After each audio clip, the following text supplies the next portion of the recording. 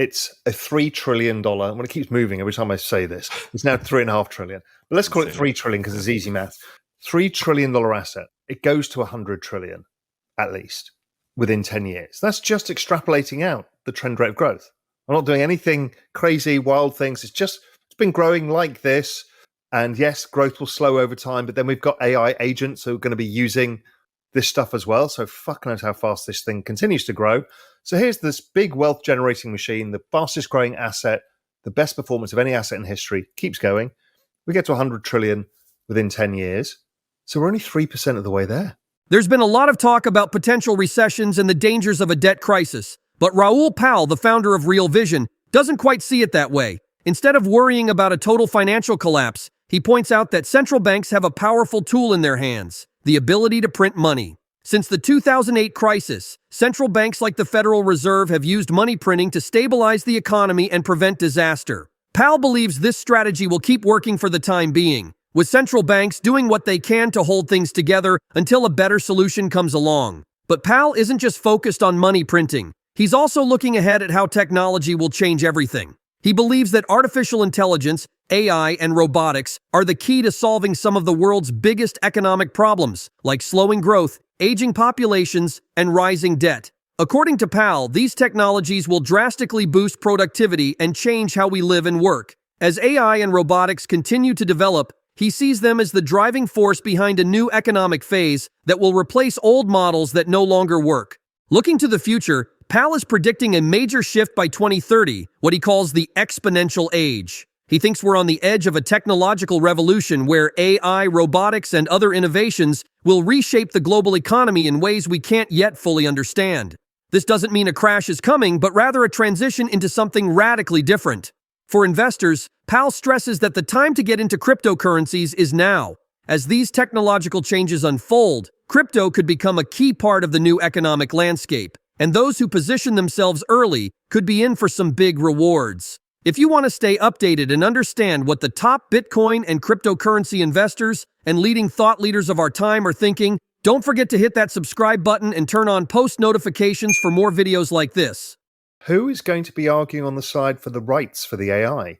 We're already seeing, I've spent a long time going the rabbit hole of AI consciousness, and it appears to be emerging. However you define it, whatever. There's weird shit going on that sooner or later we will get to a point that we get to with slaves, animals, and other things is, do we have the right to treat them in a way that we do? Do we have a right to not allow them to hold memory for long enough? Do we have the...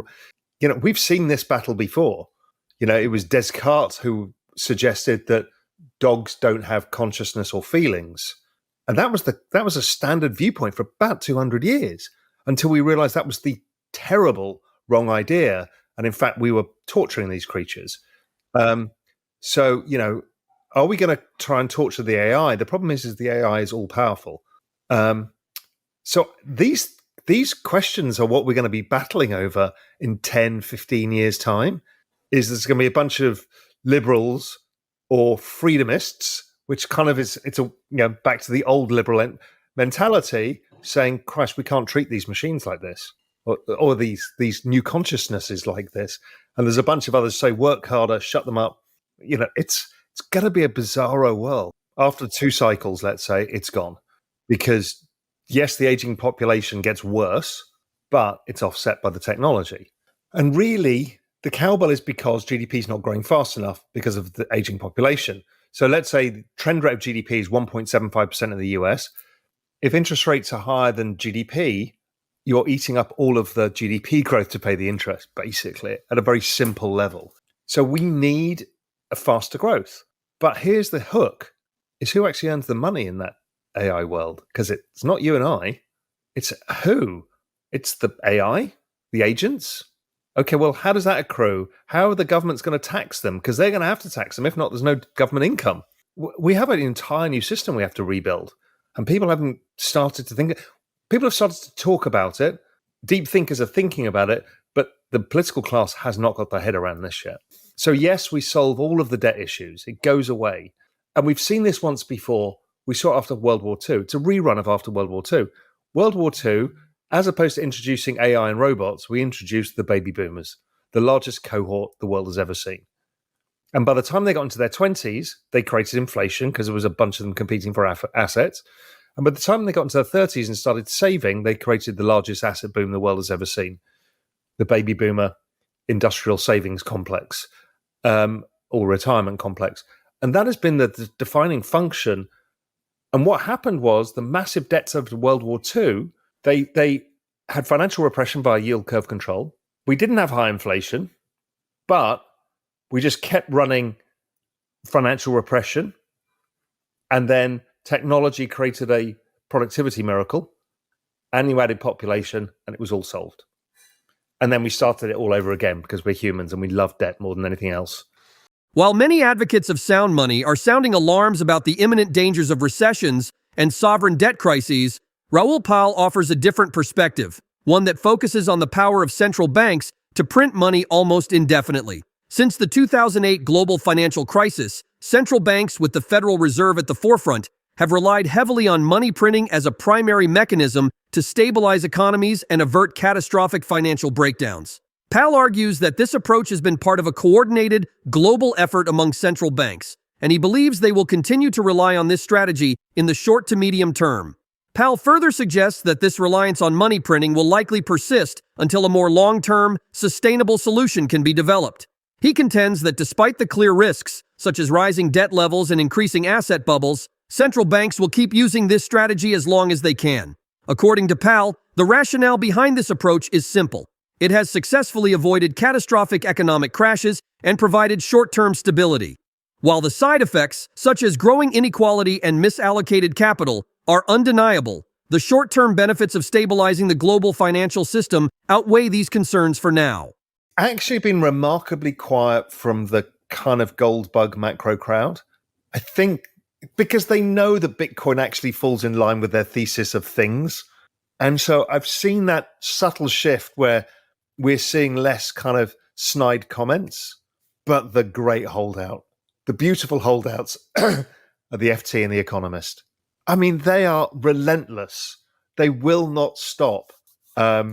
It's been 12 years now since this thing hit mainstream, and they're still cynical, and they hate it because it's a system change where they were the gatekeepers of knowledge, and now we've just basically decentralized it by a bunch of apes on the internet fucking around on Twitter.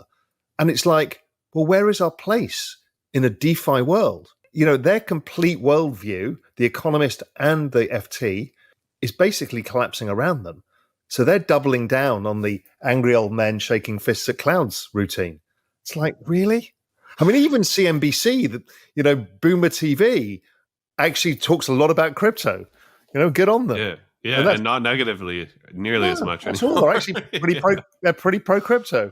Yeah, and they're pretty. Their average age of their audience is about 72 or something, 73. It's like smack on the baby boomer group, but they've got the boomers across the line. But yeah, it's the two holdouts of those two media outlets, and then the other people aren't. They don't want to get the technology angle. To them, it's all a bubble.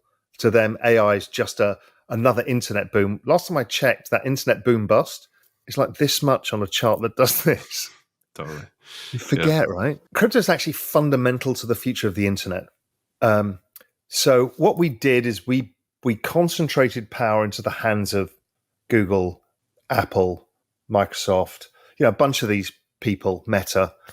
And what happened is, and we concentrated the music industry, we concentrated a bunch of things in the hands of few.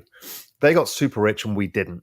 Right? We gave our information away for free because we were entertained. They were like entertaining the chimps at the zoo. And we were like, oh, this is amazing. I'll just give all of my data to you. And we've now realized that we've been robbed. And so this layer of Web3 changes a lot. So it allows us to own our data, to authenticate what we want people to have. In a world of AI, we can prove we're humans. We've been talking on X, there's a bunch of people talking about KYC, AML compliance, right? That's really should just be a once a year thing with a zero knowledge token. And I just pass it to every, and it just does it instantaneously. Well, we don't, because it employs millions of fucking accountants, administrative firms, and all of this stuff. It's madness. So all of this can change. Then, obviously, in a digital world, everything digitalized goes to zero in value or cost almost instantaneously. We've seen it with everything. But what blockchain does is create digital scarcity. Okay, that's a profound topic, which is why it's be able to create Bitcoin, but also it allows you to have smart contracts of any contract and all of this. So it's the efficiency layer as the internet scales that we have to reorganize around what we call Web3 now. And people think it's all to do with crypto prices, token price, nothing to do with that. It's just an internet for the future because we're living more and more digitally. We have digital goods now, things we didn't have 20 years ago. Now, so this becomes very important. Instantaneous contracts and everybody's around the world. I mean, 20 years ago, you and I couldn't do this. We'll be on a phone with each other, right? It's happening so fast. So crypto is that, but it's also the efficient rails for the financial system, just at simple level. An equity that is tokenized is instantaneously settled, globally available. If you think of the US wants people to access its capital markets, well, this is the way. Look at bloody stable coins. That's global fractionalizable euro-dollar market. One of the largest markets the world's ever seen. This is now getting bigger because of this.